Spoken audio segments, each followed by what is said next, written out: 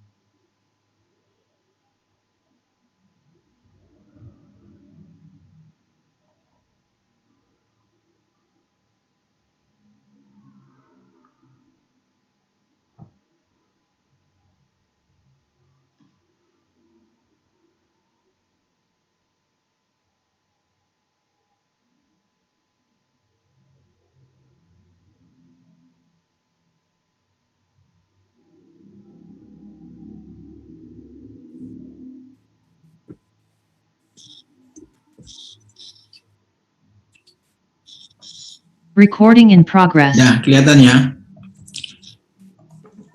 PPT-nya. Kelihatan, Prof. Nah, kita mulai. Jadi pertama, pentingnya atau urgensi manajemen bagi sarjana teknik kimia. Ya, di apa urgensinya atau apa pentingnya? Kenapa ilmu manajemen itu diperlukan oleh sarjana teknik kimia? Karena profesi sarjana teknik kimia itu di industri bisa sebagai proses engineer, ya, sebagai project engineer, ya, baik sebagai proses maupun project engineer itu bisa jadi manajer atau direktur, ya. Serendah-rendahnya jadi supervisor, ya. Jadi supervisor itu adalah manajer yang paling rendah di industri atau di pabrik, atau jadi konsultan, ya, memanage anak buah juga, sebagai entrepreneur, ya, sebagai pengusaha misalkan, ya. Jadi intinya karena harus bekerja sama dengan orang lain. Nah, bekerja sama dengan orang lain itu dia sebagai atasan atau memimpin bawahan. Nah, ini terlalu ini. Nah, ya. Jadi memimpin bawahan itulah kenapa ilmu manajemen perlu atau penting bagi sarjana teknik kimia. Jadi mata kuliah manajemen itu dulu tersendiri 2 SKS, ya, atau 3 SKS karena ini kemudian dipadatkan, digabung dengan mata kuliah desain pabrik kimia, ya. Jadi sebagian ini penting karena saudara walaupun mata kuliahnya sedikit tapi ini penting karena profesi saudara nanti akan sebagai manajer, ya. Tuh.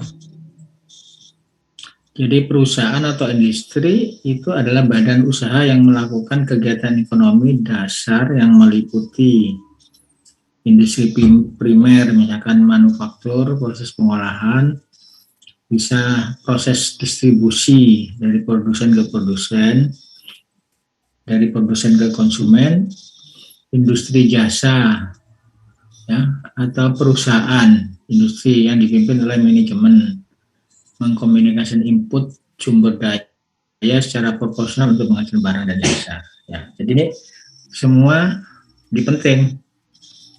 Oleh karena itu pelajaran manajemen di teknik kimia itu walaupun sedikit itu sebagai trigger buat saudara untuk belajar sendiri, belajar lebih lanjut. Apakah lewat pelatihan sendiri, online, atau kegiatan-kegiatan di mahasiswaan, ya. Karena kalau saudara tidak belajar ilmu manajemen, nanti saudara akan kesulitan menaiki jenjang karir yang lebih tinggi, gitu ya. Ya, semua orang kan kalau kerja di perusahaan kan cita-citanya jadi direktur, gitu ya. Kan nggak mau jadi anak buah terus, gitu ya. Itu kuncinya ilmu manajemen, ya. Orang-orang yang tidak paham ilmu manajemen sangat sulit untuk naik ke jenjang yang lebih tinggi. Untuk perusahaan-perusahaan tertentu itu ada pelatihan-pelatihan manajemen. Jadi ada beberapa perusahaan yang sangat terkenal pembinaan SDM-nya, ya. Tapi ada juga perusahaan-perusahaan yang tidak memperhatikan pembinaan SDM-nya, sehingga direkturnya ya tetap aja nggak berubah, ya. Biasanya itu perusahaan swasta yang milik pribadi atau milik sekelompok orang, gitu ya. Itu biasanya seperti itu, direkturnya nggak ganti-ganti. Contohnya misalkan pabrik alkohol di Lawang itu, ya, Mulindo itu direkturnya nggak pernah ganti. Direktur komisarisnya itu gantian, ya. Kalau yang jadi komisaris nanti jadi direkturnya jadi komisaris, itu muter aja, nggak pernah ada yang dari bawah jadi direktur. Contoh lagi Mas Pion. Mas Pion itu yang tetap aja direkturnya Ali Markus sudah berapa puluh tahun ya, tak ganti-ganti. Nah itu karena perusahaan milik pribadi, dana sendiri, itu tidak ada pergantian direktur. Ya, beda seperti perusahaan milik negara seperti Semen Gresik itu pergantiannya periodik ya, ada yang 4 tahun atau 5 tahun. Ya, kalaupun kepilih lagi paling sampai 2 kali. Setelah itu nggak boleh jadi direktur lagi gitu. Ya. Jadi kalau saudara kerja di perusahaan-perusahaan yang milik pribadi, konsekuensinya saudara sangat sulit jadi direktur. Tapi kalau saudara bekerja di perusahaan-perusahaan terbuka ya, TBK kan, buka, ya.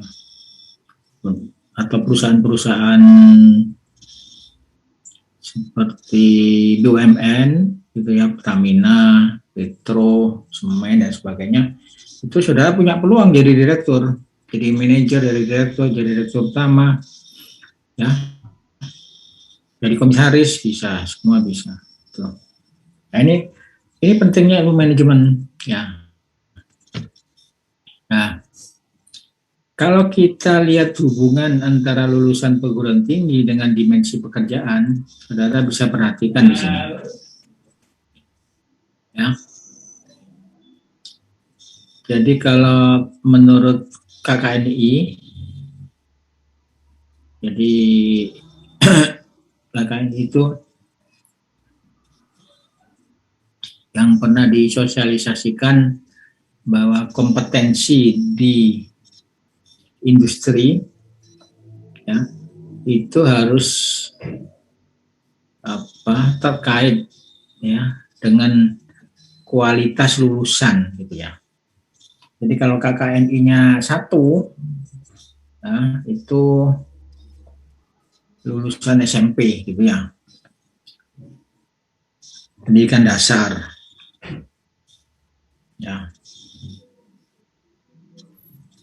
Kalau lulusan SMA itu KKNT-nya 2, D1 itu 3, D2 itu 4, D3 itu 5. Terus D4 sama dengan sarjana S1 itu 6.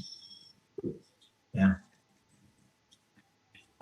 Kemudian S2 atau profesi itu 7, S2 itu 8, S3 9. Itu KKNI-nya.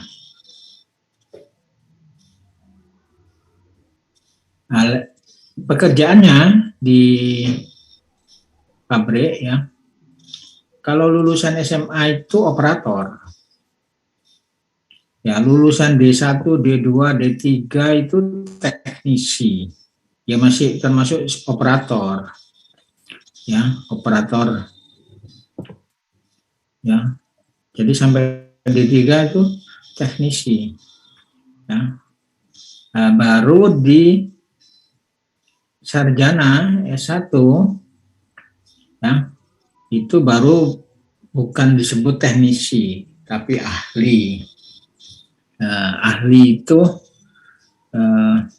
kalau kita lihat di sebelah kanan lagi, ada unsur technical, ada unsur supervisional, ada unsur manajerial, dan ada unsur strategical, gitu ya. Jadi level yang paling bawah itu level-level teknisnya tinggi atau banyak sekali. Ya. Terus naik itu ada unsur supervisional. Ya, supervisional itu sudah ada sedikit manajemen.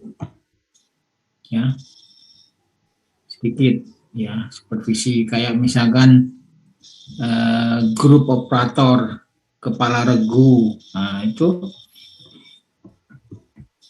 ada unsur supervisi ya. Jadi sebagai kepala regu mengawasi anak buahnya. Nah, itu tapi masih level operator. Nah, di atas operator, saudara kalau lulus itu saudara levelnya sudah masuk manajer. Ya, manajer paling bawah itu disebut supervisor. Ya. Nah, itu memiliki ya kemampuan teknikal ya. Kemampuan teknikal itu kemampuan teknis ya. Sudah menguasai ilmu teknik kimia itu masuk teknikal ya. Nah, manajer itu manajemen gitu. Ya. Jadi itulah pentingnya manajemen. Jadi kalau saya menyarankan saudara harus menambah ya materi atau pengetahuan tentang manajemen ya. Kalau saudara ingin naik ke level manajemen yang tinggi. Nah, level manajemen yang tinggi itu di situ dibutuhkan ahli strategikal. Ya, ilmu manajemen level lebih tinggi, strategis. Ya, itu. Itu kira-kira ya. Ada pertanyaan di sini?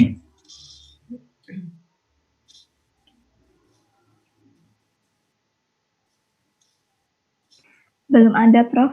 Belum ada. Ada yang pernah kerja? Ada yang pernah kerja? Dari peserta kuliah ini? Ada, Prof. Ada. Ya. Kerja di mana? Ya, kerja di mana? Saya dulu di Uang Koko, Prof. Sebagai Nakade Koko. Sebagai apa? Supervisor analis. Supervisor. Iya, analis kimia tapi, Prof. Oh, analis kimia ya. Iya. Ya. Analis kimia ya. Ya, jadi yes, kalau sebelum S1 itu rata-rata ya paling tinggi supervisor. Jadi SMA itu bisa naik jadi supervisor kalau dia sudah jadi senior ya. Jadi operator senior itu bisa naik supervisor itu notok gitu ya. Kalau mau naik lagi manajer harus nambah ilmunya gitu ya, nambah ilmu manajemennya gitu. Ada yang lulus SMA sampai jadi direktur juga ada ya, tapi perusahaannya sendiri ya. Nah, jadi di dalam perusahaan itu akan dikelompokkan manajer sama operator. Ya. Jadi yang disebut manajer itu bertingkat, ya. Jadi paling tinggi ya direktur atau direktur utama, ya. Seperti contoh ini dewan redaksi, dewan direksi itu sudah paling tinggi, ya. Kalau komisaris itu bukan termasuk manajer, ya, pengawas, ya, walaupun jadi garis rapat umum pemegang saham itu juga pemilik saham, ya. Jadi yang disebut manajer atau manajemen itu mulai direktur utama sampai supervisor, paling bawah supervisor. Ya. Kalau di sini tidak ada supervisor tapi manajer, ya. Jadi setelah direktur ada direktur teknik, direktur operasi, direktur pemasaran, di bawah direktur ada manajer. Ya, di bawah manajer nanti ada kepala cabang atau manajer proyek. Nah, kepala cabang manajer proyek itu termasuk manajer yang di bawah, gitu ya. Ini contoh lagi. Nah, ada yang model gini, ya. Jadi nanti saya jelaskan di organisasi ya. Tapi secara umum kayak gini paling gampang, ya. Jadi paling tinggi direktur utama. Jadi direktur utama itu ada direktur produksi, direktur keuangan, direktur pemasaran, nah, direktur. Nah, di bawah direktur ada manajer. Nah, di bawah manajer ada superintendent. Nah, di bawah superintendent ada supervisor. Nah, sampai supervisor itu disebut manajemen. Ya, oh bagian manajemen gitu. Nah, yang bukan manajemen siapa? Itu adalah karyawan atau operator. Ya. Jadi yang disebut karyawan itu sebetulnya operator. Ya, manajer itu nggak disebut karyawan mestinya gitu. Jadi operator. Jadi ada garisnya di situ ya. Jadi apa bedanya manajer sama operator? Itu yang nanti akan dipahami di kuliah ini. Nah, jadi kuliah ini sebetulnya biasanya 16 kali pertemuan ya. 16 potong 2 ya 14. Ya 10 kali pertemuan ya biasanya. Tapi karena ini dipersingkat hanya dipakai beberapa saja, saya jadikan 2 kali pertemuan. Ya. Jadi pertama memahami prinsip-prinsip manajemen, yang kedua nanti memahami struktur organisasi ini, ya, struktur organisasi perusahaan. Bagaimana membuat struktur organisasi, ngitung jumlah manajernya, ngitung jumlah operatornya yang dibutuhkan, terus ngitung gajinya, ya, gaji manajer itu berapa, gaji operator itu berapa, tuh.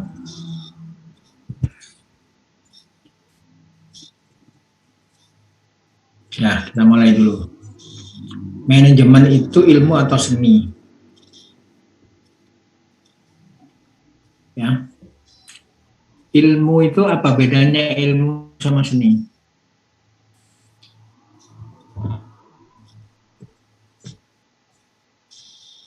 Apa bedanya ilmu sama seni?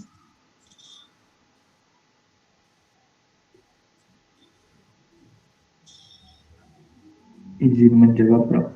Nah, Untuk ilmu itu lebih ke pengetahuannya, kalau seni lebih ke keterampilannya. seni keterampilannya, kalau ilmu pengetahuannya. Ya, betul separuh. Jadi memang ilmu itu adalah pengetahuan yang bisa dipelajari. Ya, ilmu itu adalah bisa dipelajari. Saudara kuliah, ya, sekolah itu belajar ilmu. Sedangkan seni itu lebih kepada bakat. Coba saudara ya, apakah di antara saudara ini bisa nyanyi?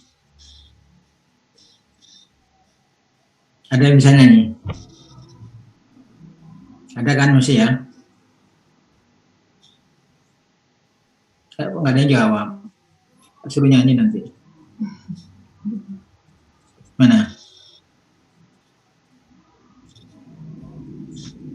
Ada yang bisa nyanyi apa enggak? Odina, Prof, suaranya bagus, Odina.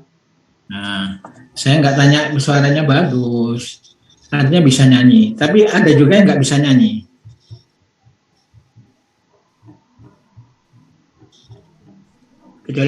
Kecuali nyanyi Indonesia Raya gitu loh. Nyanyi yang ini kayak yang di TV itu loh, kayak yang di TV itu loh, atau di YouTube. Ya. Ada yang kesulitan belajar menyanyi? Tidak, Prof. Ya. Banyak kesulitan. Ya, ayo kamu tak suruh nyanyi nanti tak tunjuk. Nggak berani nyanyi. Ya.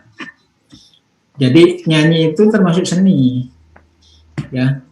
Walaupun bisa dipelajari, tapi tidak semua orang bisa. Sama dengan melukis. Ya, menggambar. Ya. Ada yang bisa gambar, misalkan gambar orang misalkan gitu. Tidak semua orang bisa. Ya. Nah, itu bedanya seni sama ilmu. Jadi kalau seni itu lebih dominan faktor talenta atau bakat. Tapi kalau ilmu itu kalau tekun bisa. Kamu mau belajar apa? Ya, belajar naik sepeda itu kan juga ilmu. Belajar naik mobil itu juga ilmu. Ya, kalau mau belajar bisa. Ya, yang nggak bisa kan nggak mau belajar.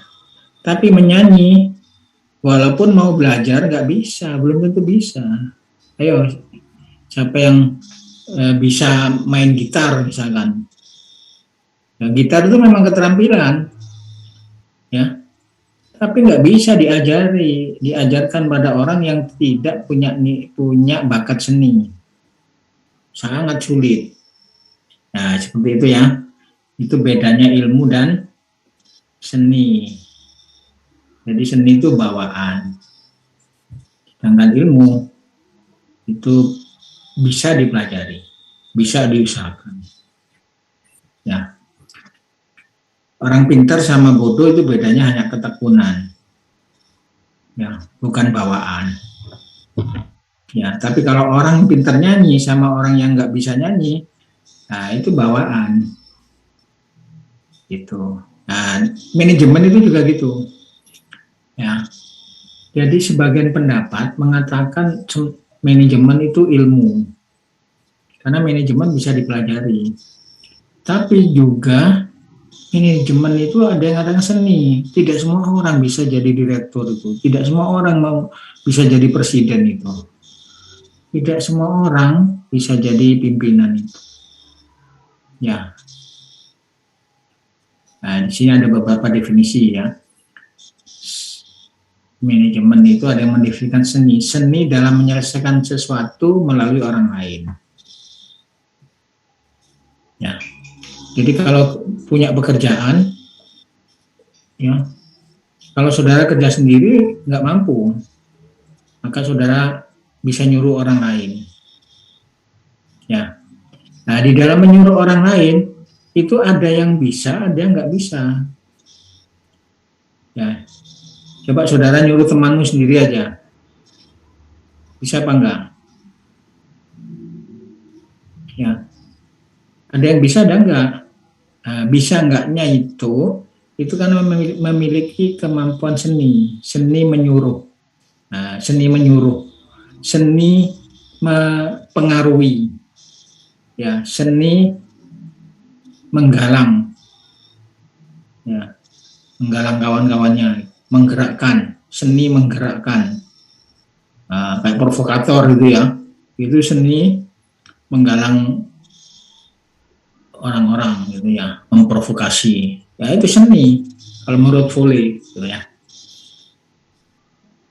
Tapi ada juga yang mendefinisikan bahwa manajemen itu sebuah proses yang dilakukan untuk mewujudkan tujuan.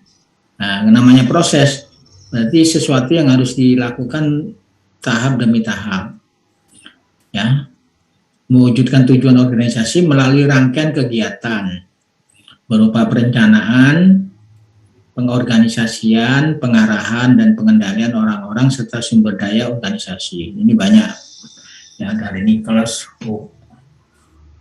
Ya. Ada lagi metode atau ilmu penggunaan sumber daya organisasi, baik sumber daya manusia maupun faktor-faktor produksi lainnya.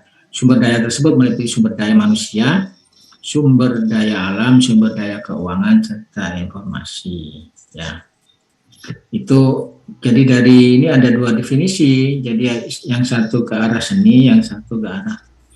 Nah, ini menurut Furi tadi ya, the art of getting thing done through the others. Seni mencapai sesuatu melalui orang lain. Ya. Pentingnya manajemen, ya, kita tahu ya, beberapa hari kemarin banyak perusahaan tutup ya. Contohnya apa? Giant Supermarket tutup, Carrefour tutup, ya. Terus Ramayana, Matahari itu sudah nutup berapa ya. Jadi tanpa manajemen yang baik, perusahaan akan menuju pada suatu situasi di mana setiap unsur atau bagian tidak mengetahui apapun yang dikerjakan oleh unsur atau bagian lainnya di dalam organisasi. Bingung kata-katanya ya. Jadi di organisasi itu ada unsur-unsur gitu ya. Kalau manajemennya baik, maka unsur-unsur itu akan berjalan dengan baik. Tapi kalau manajemennya buruk, unsur-unsur itu akan jadi tidak bisa terarah, ya perusahaannya jadi bangkrut. Ya, perusahaan akan menuju kebangkrutan kalau arus dana tidak terkendali walaupun bagian penjualan menunjukkan kinerja yang baik. Ya.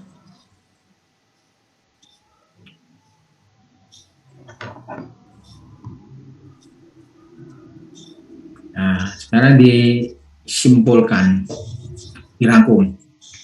Jadi satu definisi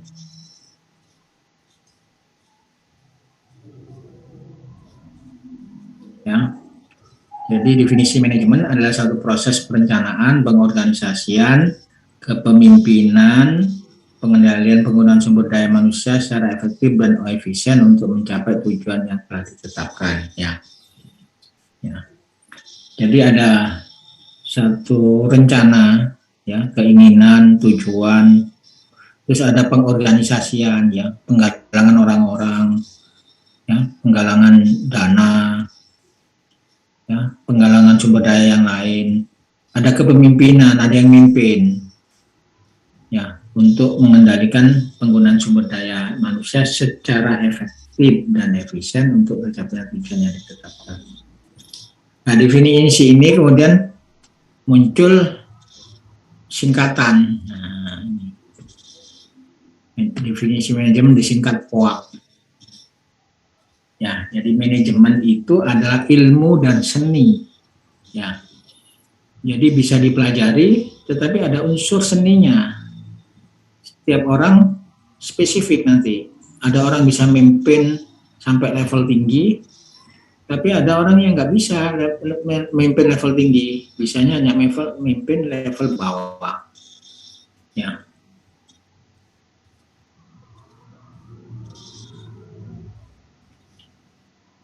Jadi ilmu dan seni untuk mengelola, ya, ya, sumber daya. Sumber daya itu banyak ya, banyak uang, tenaga, peralatan, dan lain-lain. Ya, sumber daya. Ya, melalui proses. Nah, prosesnya itu disingkat POAK, perencanaan atau planning, pengorganisasian atau organizing, pengarahan atau actuating. Sebetulnya terjemah actuating itu lebih ke, ya, bukan sekedar pengarahan ya, ya action gitu ya. Jadi penyelenggaraan gitu ya. Pelaksanaan gitu ya. Jadi pengorganisasian, pelaksanaan, dan pengendalian. Kalau pengarahan itu nanti ada yang memberikan definisi pengarahan soalnya directing. Nah, jadi pengarahan mungkin perlu ditambah ini. Kalau pengarahan toh, jadi bisa pengarahan atau pelaksanaan.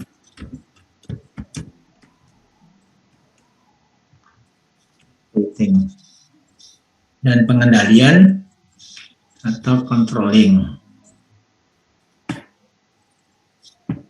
Ya. Secara efisien dan efektif untuk mencapai tujuan.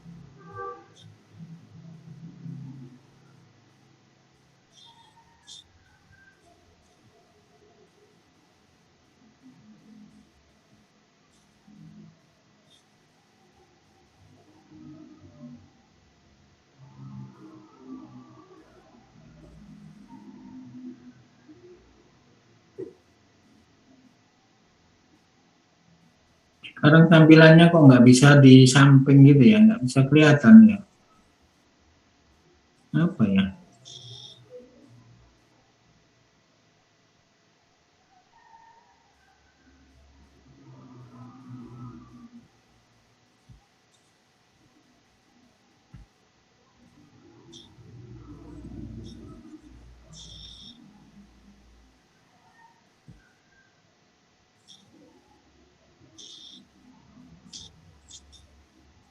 Harus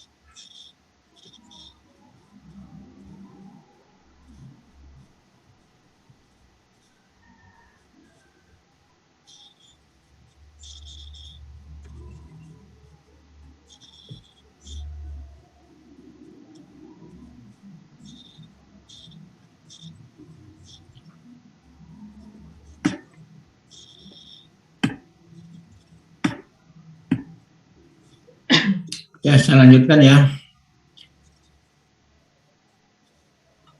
Baik, Prof. Jadi POAK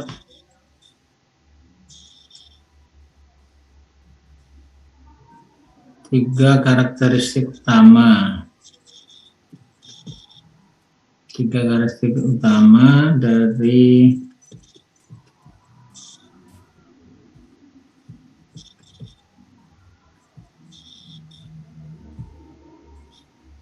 manajemen. Ya, jadi pertama merupakan proses rangkaian kegiatan berkelanjutan dan berkaitan, ya, menyangkut pemusatan pada pencapaian tujuan. Yang ketiga, mencapai tujuan ini dengan cara bekerja sama melalui orang-orang dan sumber daya organisasi, yaitu karakteristik utamanya. Nah, sekarang masuk ke prinsip-prinsip manajemen. Prinsip-prinsip manajemen.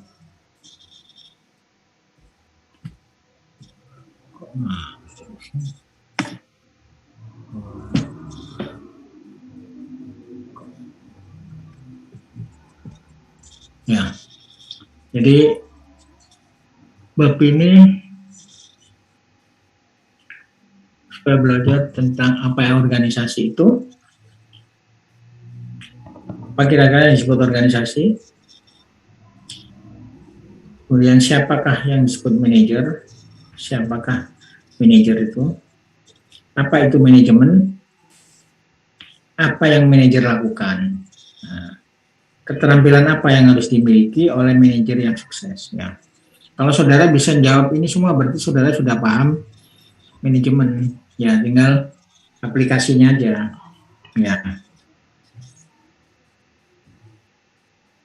Nah, kita lihat satu persatu ya, apa organisasi. Yang disebut organisasi apa? Kan saudara tahu ya, sekolah, kampus, partai, negara, itu kan organisasi. Organisasi itu terdiri dari apa? Organisasi adalah pengaturan secara sistematis dari sekumpulan orang. Ya, ada 3 kata kunci. Pengaturan secara sistematis dari sekumpulan orang dan untuk mencapai satu tujuan tertentu. Jadi ada 3 ya, 3 unsur yang disebut organisasi. Ada tujuan, ada orang-orang, ada pengaturan yang sistematis. Sistematis itu ada struktur. Ya, ada ketua, radis, bendahara, anggota gitu. Itu termasuk struktur. Direktur, ada manajer, ada karyawan, operator. Nah, tujuannya apa? Kalau perusahaan tujuannya ya untuk mendapatkan profit. Ya. Orang-orang ya yang terlibat di situ ya. Itu organisasi ya. Terjawab pertanyaan pertama. Siapa yang disebut manajer? Siapa yang disebut manajer? Tadi sudah saya singgung. Ya, jadi dalam organisasi itu ada manajer, ada operator. Manajer adalah individu dalam organisasi yang mengarahkan kegiatan orang lain, yang mengarahkan, yang mengurus, yang memimpin, ya, mengarahkan. Operator, nah, operator itu nggak perlu ikut mengarahkan, dia bekerja. Ya. Kata kuncinya yang namanya operator itu bekerja, tidak ikut mengarahkan. Orang yang bekerja langsung pada pekerjaannya atau tugas dan tidak memiliki tanggung jawab untuk mengawasi pekerjaan orang lain. Ya, jadi kalau saudara jadi operator nggak boleh mengawasi temannya gitu, nggak boleh. Salah kalau mengawasi. Ya. Jadi yang bertugas mengawasi adalah manajer. Cepetan. Nah, manajer itu ada levelnya, ada top manager, middle line manager, ada first line manager. Bawahnya operator. Ya, di atas operator itu disebut first line manager. First line manager itu adalah supervisor sebutannya. Kalau di pekerjaan konstruksi orang nyebut mandor, ya mandor itu mengawasi tukang. Tukang itu adalah operator pekerja. Ya kalau di TS, first line manager itu ketua jurusan, ketua departemen. Ya karena dia langsung berhubungan dengan mahasiswa. Nah kalau dekan itu middle line, dekan kan tidak berhubungan dengan mahasiswa, berhubungan dengan ketua departemen. Yang di atas adalah top line, food director, itu masuk top line. Ya. Sekarang kalau saya tanya, wakil rektor itu termasuk apa?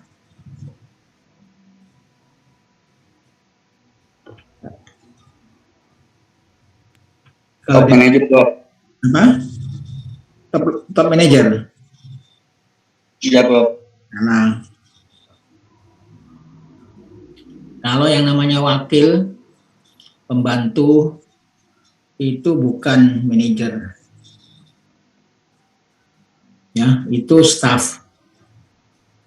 Ya, nanti kamu memahami antara staff sama line and staff. Ya, jadi dia yang disebut manajer tingkat tinggi kalau di ITS itu rektor.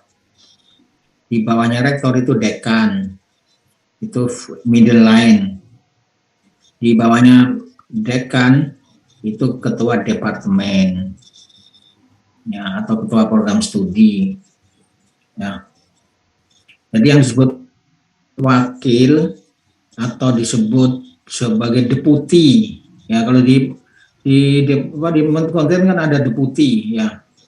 Nah, wakil, deputi, ya pembantu rektor, pembantu dekan itu bukan ya manajer, tapi klasifikasinya dia staff, tidak termasuk lainnya. Semestinya ya seperti wakil dekan, wakil rektor itu tidak bisa menyuruh kepala departemen.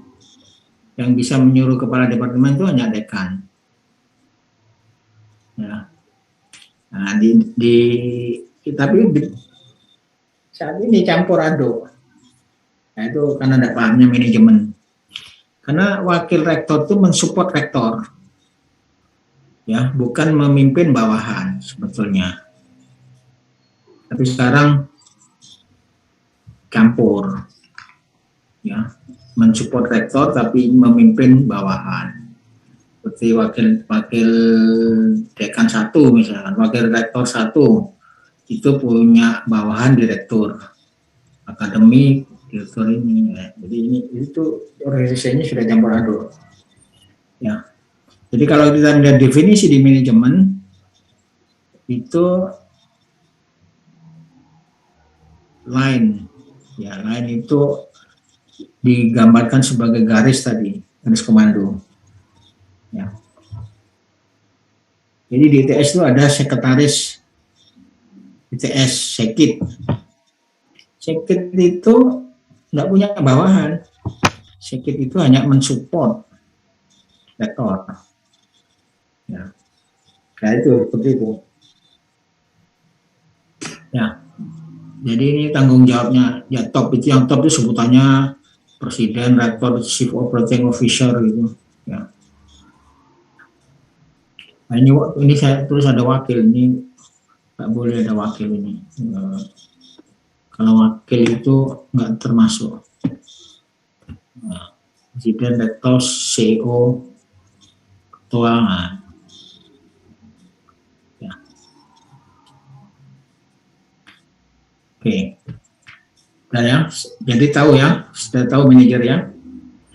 Kemudian apa itu manajemen? Nah, tadi manajemen sudah tadi ya. Definisinya tadi, ya, pada proses, ya sudah lewati aja. Nah sekarang di dalam manajemen itu akan ada kata kunci, apa itu efektif dan efisien, ya. Ada efisien, ya, efisien itu menyangkut hemat biaya gitu aja, hemat sumber daya, penghematan, efisien. Kalau boros itu tidak efisien gitu ya. Kalau efektif itu mengarah ke tujuan, mengarah atau melenceng, ya. Efisien sumber daya tapi tidak efektif juga nggak ada gunanya. Misalkan tujuannya perusahaannya itu profit, berarti harus efektif mendapatkan profit, ya. Hemat biaya tapi nggak mengarah ke profit, kan mengarah ke sosial. Nah itu sudah beda, ya. Jadi effectiveness sama, nah ini kalau definisinya, effective doing the right thing, melakukan sesuatu yang benar, mengarah kepada tujuan, itu namanya efektif. Kalau efficient, doing thing right, ya, mengenai sesuatu dengan benar supaya hemat biaya, itu. Nah, jadi di sini gambarnya ya. Efisiensi itu resource usage-nya itu diminimumkan. Kalau efektif itu goal attainment-nya, capaiannya itu supaya cepat. Ya. Nah, selesai, tinggal 2. Apa yang manajer lakukan? Ini yang penting. Kalau saudara manajer, apa yang saudara lakukan? Ya. Saudara ada yang jadi ketua Himatek ini? Enggak ada. Atau ketua himpunan apa? Atau organisasi apa? Ya, itu juga manajer. Apa yang dilakukan itu? Nah, di sini ada 3. Jadi proses manajemen atau fungsi manajemen. Nah, fungsi manajemen tadi ya, planning, organizing, activating, controlling. Jadi melakukan itu. Yang kedua, berperan, ya, berperan sebagai manajemen. Yang ketiga, skopnya beda. Ya, kalau pabrik kecil sama pabrik besar beda. Ya, mana yang lebih baik? Jadi direktur utama di pabrik kecil sama jadi manajer di pabrik besar. Gajinya sama. Misalkan di Petro itu kan ada ya manajer direktur produksi sama direktur utama Petro Widodo gitu misalkan. Gajinya sama itu. Gajinya sama. Ya, tapi mana yang menurut saudara lebih enak yang mana? Direktur utama, Bro. Direktur utama. Kenapa? Alasannya? Karena sudah bagian dari jabatan direktur utama anak perusahaan loh itu. Jadi misalkan Petro ya punya anak perusahaan, ya Petrokimia Gresik punya anak perusahaan Petro Widada, Petronika gitu ya. Kalau saudara jadi direktur Petronika atau Petro Widada, sama saudara jadi direktur utama di Petronika, tapi dengan direktur di PT Petrokimia Gresik, gajinya sama. Saudara pilih yang direktur utama anak perusahaan gitu. Iya, Bro. Ya, layak alasannya apa? Karena merupakan jabatan tertinggi, jadi bisa berkesempatan untuk mengarahkan bawahan-bawahan. Kalau direktur di PT Petrokimia kan sudah termasuk bawahan dari direktur utama juga. Ya, jadi ada ada kerugiannya gitu ya. Kalau jadi direktur di pusat ya, di sentral, kemungkinan jadi direktur utama ada ya, atau besar kemungkinannya ya. Tapi kalau di direktur anak perusahaan itu kecil kemungkinannya, itu kelemahannya, walaupun gajinya sama misalkan ya. Gajinya sama, kalau direktur anak perusahaan itu punya fasilitas lebih banyak gitu loh, lebih banyak gitu ya, punya supir pribadi, punya supir perusahaan, punya dana operasional perusahaan, itu bebas melaksanakan, itu kelebihannya. Tapi peluang untuk jadi direktur utama perusahaan yang besar itu kecil dibanding yang di dalam gitu. Karena biasanya kalau direktur di anak perusahaan itu kadang-kadang ya termasuk orang yang disingkirkan gitu kalau di sana gitu.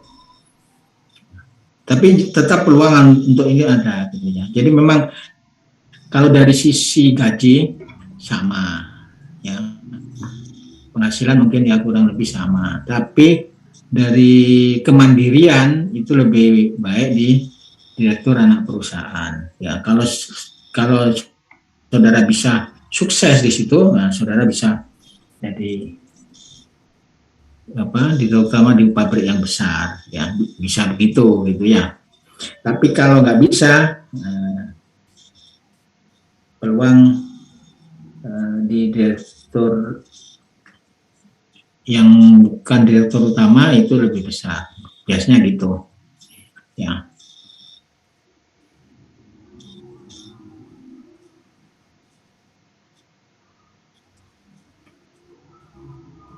Nah, fungsi manajemen tadi ya sudah saya jelaskan. Ini yang Henry Fayol ya, yang tadi Terry ya, waktu Terry punya Terry, George Terry. Kalau Fayol ada tambahan. Planning, organizing, commanding, coordinating. Jadi di actuating itu ada dipecah jadi dua, commanding dan coordinating, controlling ya, di Fayol. Terus kalau George Terry ini yang paling simple, mudah diingat, kemudian Harold Kunz, planning, organizing, staffing, directing, controlling. Ya, ini yang bersama ya. Jadi staffing itu masuk organizing sebetulnya. Directing sama dengan actuating. Nah, jadi ini kalau dirinci harus planning, organizing, leading, controlling. Leading itu directing, motivasi. Nah, ini pekerjaan manajemen ya. Di planning itu mendefinisikan tujuan, menyusun strategi, merencanakan subplan, rincian planning tadi.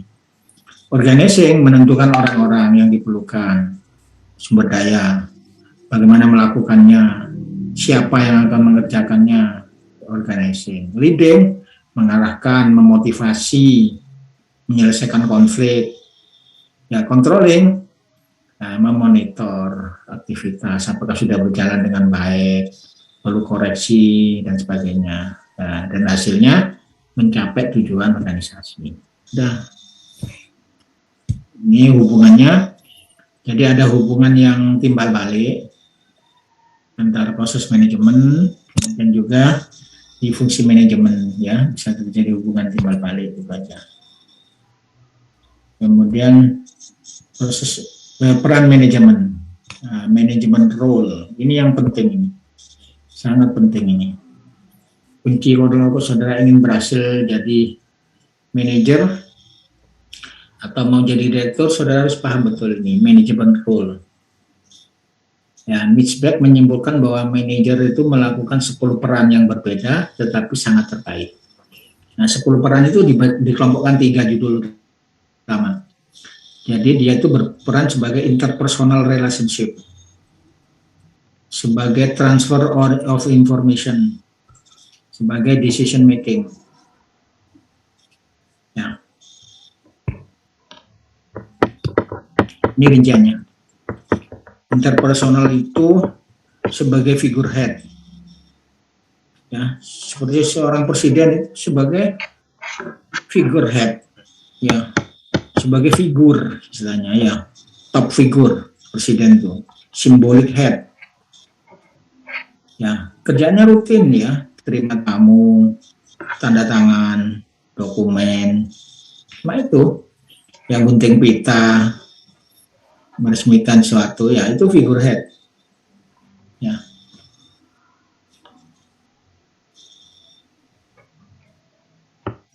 Ya, saudara bisa bayangkan kalau nanti saudara jadi presiden, sudah bayangkan itu sebagai figurehead. Yang kerjanya simpel, terima tamu, tanda tangan, gunting pita, itu aja. Ya.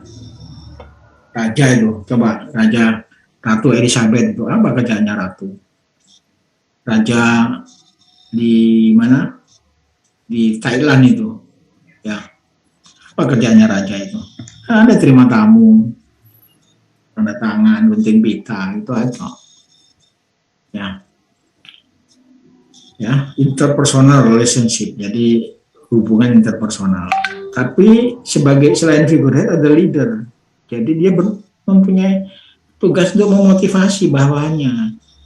Kalau bawahannya nggak berjalan gitu ya, menteri-menterinya nggak jalan, nah dia harus bisa memotivasi. Sebagai liaison, jadi penghubung. Ya, baca email, baca berita, macam-macam itu ya. Itu interpersonal, ya. Kemudian yang kedua, transfer information. Nah ini, itu monitor perkembangan, ikuti perkembangan ekonomi, bagaimana perkembangan politik, nah, baca jurnal, baca majalah, baca koran. Ya kalau presiden nggak baca sendiri, ada yang baca, nanti ada yang rangkum menyampaikan dia gitu.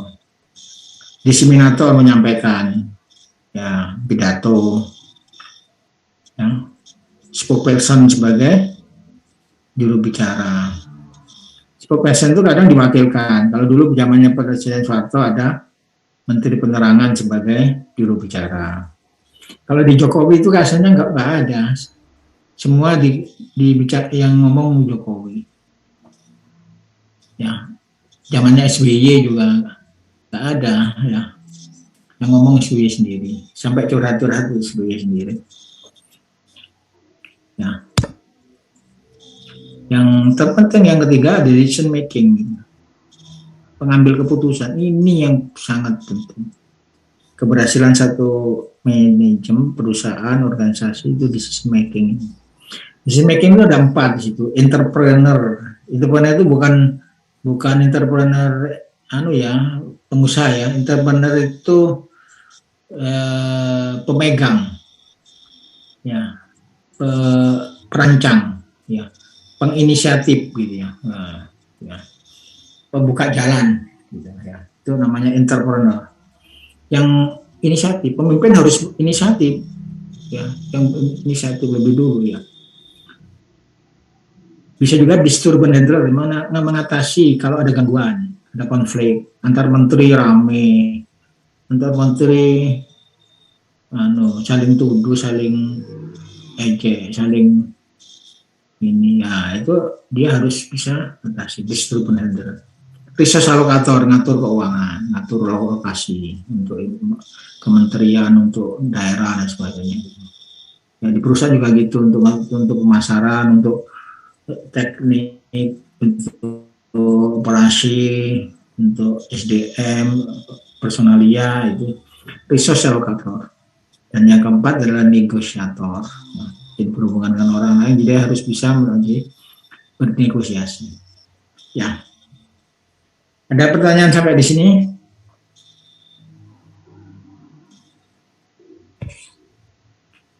Halo? Ini bisa diikuti atau tidur semua ini? Bisa diikuti, Prof. Bisa ya. Tinggal satu ini, poinnya yang belum saya sampaikan. Ini juga sangat penting kalau saudara ingin jadi manajer ya. Nih, terakhir ini.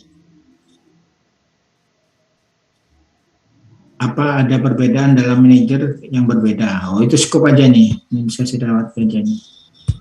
Nah, jadi perbedaan itu bisa terjadi level dalam organisasi, ya. Maksudnya, kalau saudara sebagai supervisor, saudara sebagai superintendent, saudara sebagai manajer, saudara sebagai direktur, itu levelnya beda, gitu ya.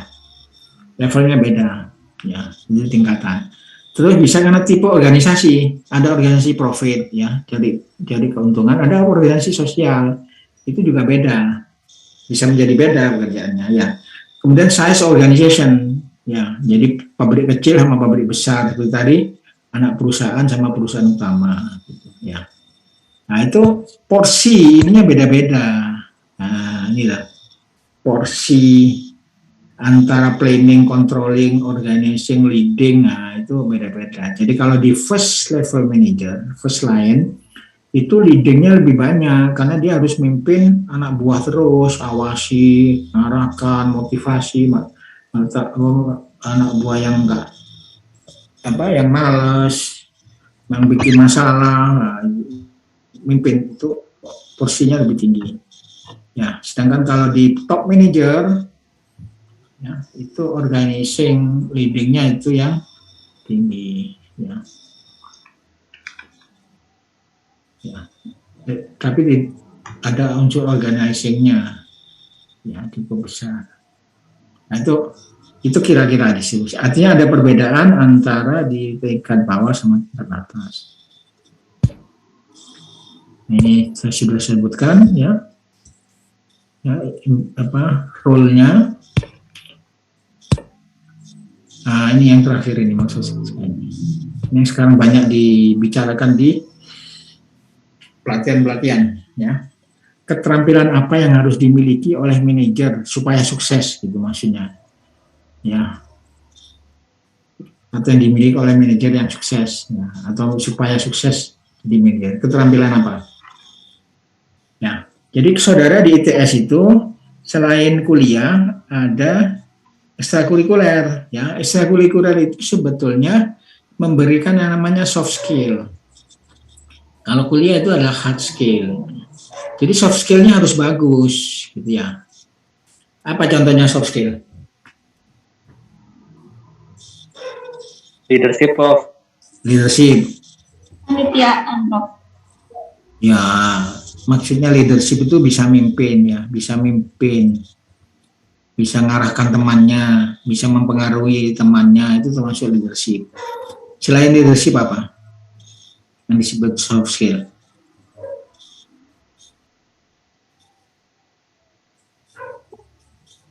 Communication skill, Prof. Communication skill juga, ya, dari pintar ngomong. Jadi komunikasi itu ada dua, pinter ngomong dari hati ke hati, orang per orang, tapi juga bisa ngomong di presentasi di orang banyak. Itu communication skill. Ya, jadi ada keterampilan yang sifatnya tampil ya terhadap orang banyak, tapi juga bisa mempengaruhi orang per orang. Ya, misalkan ada konflik, ya gimana ngatasi konflik? Kan harus bicara dari hati ke hati.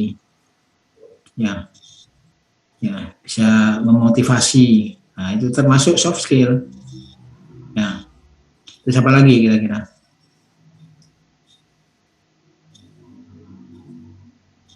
Tidak tahu. Kesabaran. Sabaran itu termasuk soft skill. Saudara sabar nggak menghadapi gangguan, kritikan, ejekan? Ya, itu termasuk soft skill. Ya, kalau nggak tahan, ya berarti belum kuat soft skillnya, harus dilatih. Sabaran itu bisa dilatih. Nah, ini sekarang rinciannya ya. Ada yang namanya general skill, ya, conceptual skill, interpersonal skill. Jadi conceptual skill itu punya konsep gitu ya. Saudara buat proposal penelitian, ya itu sebenarnya conceptual skill. Kalau di organisasi di Matek, saudara buat proposal kegiatan, ya. Membuat proposal itu termasuk conceptual skill, melatih conceptual skill. Ya. Jadi punya imajinasi, menuangkan imajinasi dalam tulisan, dalam satu konsep itu conceptual skill. Kemudian interpersonal skill, ya, hubungan interpersonal, pertemanan misalkan, ya, saudara cuek apa enggak sama temannya gitu, saudara care apa cuek sama temannya, baik yang mana cuek sama yang care. Kalau masih cuek, ya itu berarti interpersonalnya jelek, ya kurang bisa memperbaiki hubungan, ya jadi harus care, suka membantu teman, ya baik membantu material maupun membantu moral, misalkan menasihati, ya itu termasuk interpersonal skill, memperbaiki hubungan, tidak mudah konflik, ya. Kemudian technical skill, ya, technical skill itu ya ilmu lah, keterampilan yang tadi bilang, ya. Ada political skill. Nah, kemudian ada specific skill di sini, controlling organization, environment and resource, ya, handling information, providing growth dan sebagainya, ya. Ada juga yang rinci yang dalam bentuk yang lain, ya, nih. Jadi technical skill, human skill, conceptual skill, ya. Oh, ada lagi. Masih ada lagi sebenarnya. Tapi intinya seperti itu aja. Ya. Jadi soft skill itu harus saudara latih di mana-mana. Ya, di kampus, ya, di rumah, ya, di kampung, di organisasi. Kalau saudara ikut organisasi, itu saudara akan memperkuat human skill atau interpersonal skill, ya. Jadi pimpinan itu harus memiliki soft skill yang banyak, ya. Contohnya gini, saudara pernah berurusan dengan polisi, mungkin karena saudara melanggar tilang gitu, ya, pernah, ya. Pernah, Prof. Nah, kira-kira perlakuannya gimana? Perlakuannya itu halus apa kasar itu? Kalau pengalaman saya halus, Prof. Hah? Masa? Nggak ada halus. Kalau istilahnya kopral itu nggak ada yang halus, ya. Kopral itu mesti kasar, ya. Karena dia tidak punya soft skill yang cukup. Cuma kalau saudara ketemu kapolresnya, ketemu kapolrinya gitu, itu ngomongnya enak, ya. Nah itu yang maksudnya. level yang tinggi pimpinan itu kalau diajak omong enak. Nah, itu dia memiliki soft skill, human relationnya sudah tinggi, gitu ya. Tapi kalau pada anak buah, ya, kopral ya, yang jaga nilam-nilam itu miskeras, ya, ya seperti itu kira-kira gambarannya gitu, gitu. Ya. Jadi kalau saudara ingin jadi pimpinan, harus saudara mengasah soft skill saudara. Ya, saya kira sudah ini sebenarnya ada lagi saya lupa yang masuk soft skill itu apa saja itu banyak macamnya sebetulnya ya.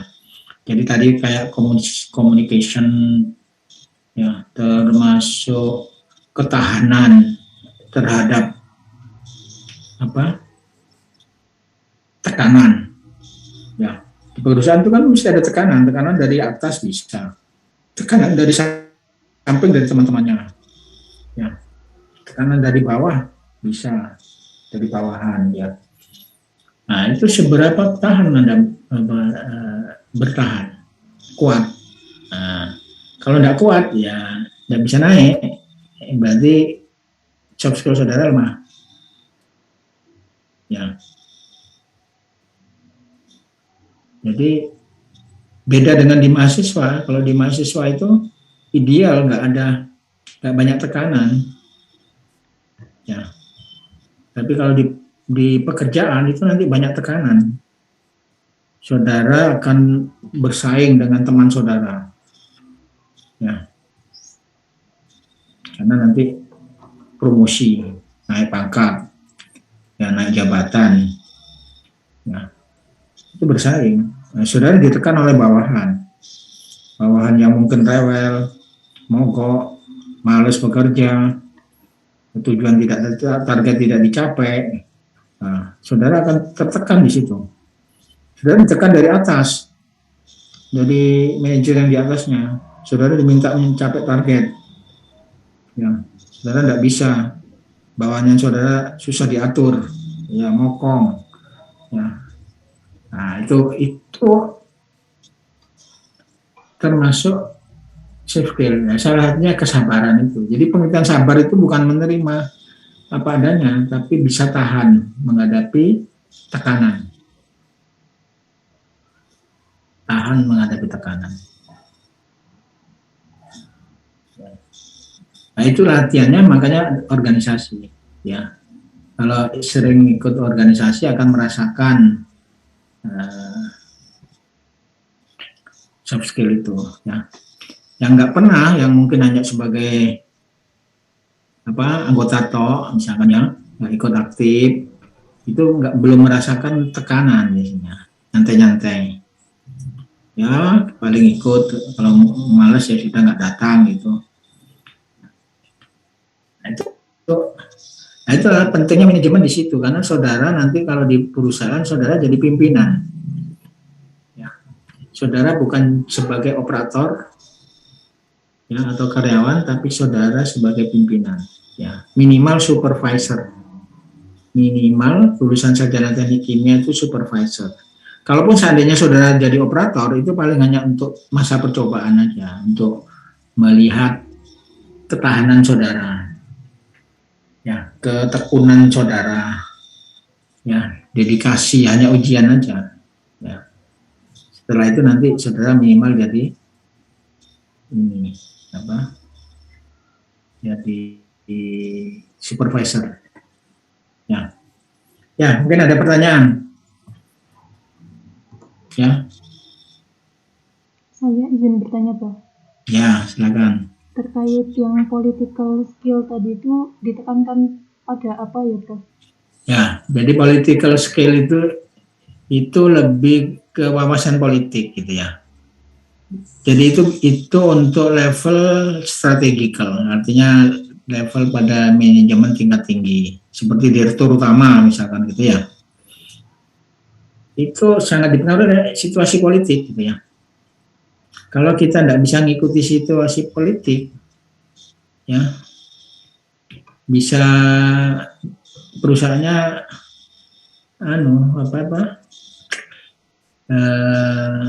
terpengaruh Ya, ya. Misalkan ada kebijakan politik, ya apakah itu dari presiden, apakah dari DPR, misalkan ya. Nah itu juga harus tahu, harus tanggap. Ya, kalau muncul satu kebijakan atau peristiwa politik, misalkan Indonesia hubungan renggang sama Cina, misalkan gitu. Itu harus paham dampaknya, konsekuensinya dari hubungan politik seperti itu dengan perusahaannya itu apa. Kalau perusahaannya itu nanti ada ekspor atau impor, ya itu bisa terpengaruh itu, ya, dan bisa berpengaruh pada kalau perusahaannya itu TBK, ya terbuka, listing di saham, ya, bisa jatuh sahamnya. Ya itu maksudnya. Political skill, jadi wawasan politik sebenarnya harus memiliki itu untuk level direktur utama atau direktur level tinggi itu juga harus. Tapi kalau supervisor tidak butuh political skill, ya yang butuh adalah bagaimana mengorganisasi, mengatasi konflik di antara karyawan, karena karyawan itu kan tidak semuanya baik, ada yang malas, ada yang sering bikin masalah, ya, ada yang ingin naik gaji terus yang diminta kerjanya malas, sering mogok, sering nggak masuk, nah itu. Nah gimana memotivasi itu? Nggak cukup kalau sering nggak masuk dipecat aja, nggak bisa gitu. Kalau semua dipecat nanti perusahaannya nggak punya karyawan, ya. Nah itu harus bisa memotivasi, ya, bisa motivasi, ya, bisa mengarahkan, ya. Jadi pekerjaan-pekerjaan manajemen itu tidak banyak di mata kuliahnya, gitu ya. Yang jurusan yang paling banyak ilmu manajemennya jurusan TI,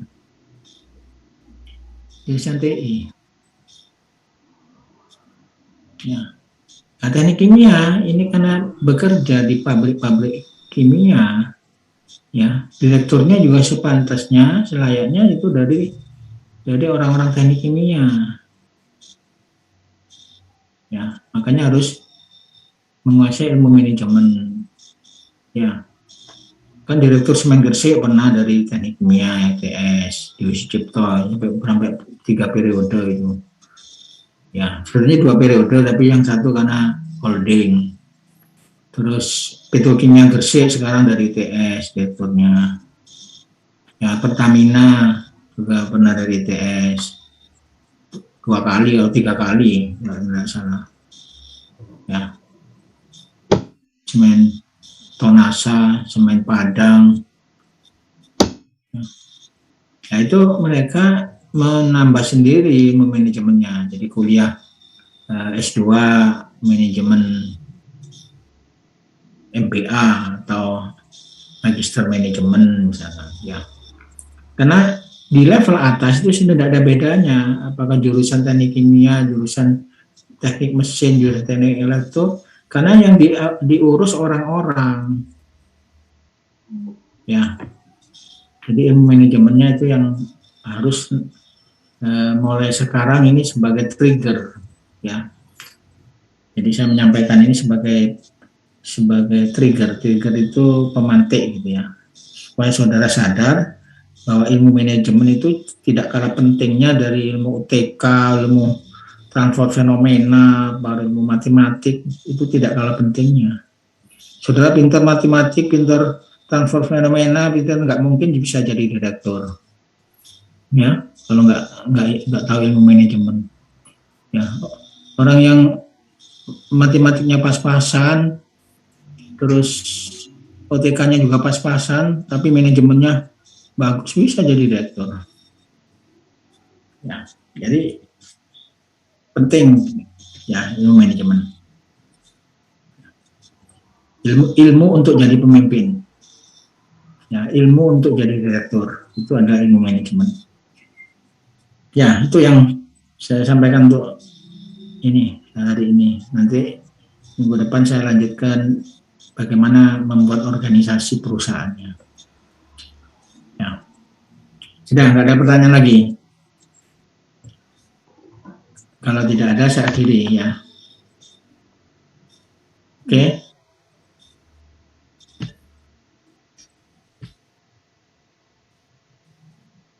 Ya sudah, kalau nggak ada, saya akhiri sampai di sini.